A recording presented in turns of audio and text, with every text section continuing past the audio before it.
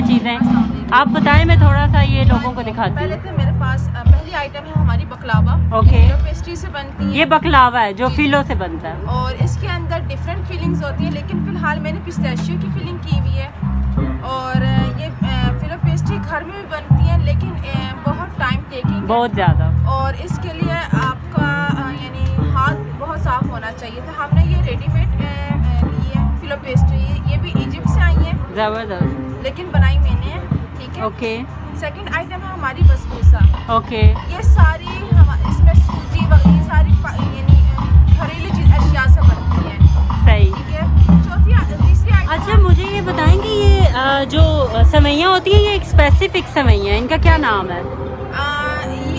इसका नाम यानी शारिया कुनाफा। ठीक है। हाँ। ये हम बाहर से ही लेते हैं, पाकिस्तान में मिलती हैं ये। आप सऊदी ईस्टर्न कंट्रीज में मिलती हैं जी।